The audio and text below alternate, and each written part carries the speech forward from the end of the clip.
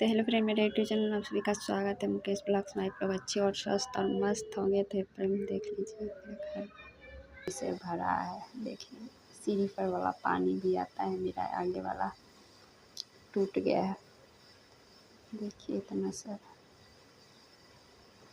Pipe भी लगाए तो इतना से, इसलिए ये प्लाई खेत पटाने वाला पाइप लगाए ताकि आंगन में कचरी नहीं है। मेरा भंसा रूम चूल्हा देख लिए, बाथरूम और चूल्हा एक ही जगह है मेरा। कहीं कुछ मेरे हिस्से में इतना ही पड़ा। देखिए दाल का घट्टा, गाय का घट्टा और दाल बना कर रखे हैं।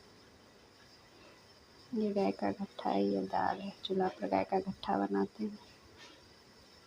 ये तो ये मेरा बाथरूम है, यहाँ पानी भर के रखे डब्बा में।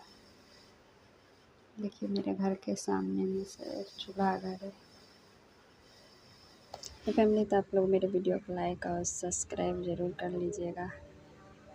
आप लोग के सपोर्ट के बगैर हम आगे नहीं बढ़ सकते। नेक्स्ट बाय बाय, मिलते हैं नेक्स्ट वीडियो में आप सभी को।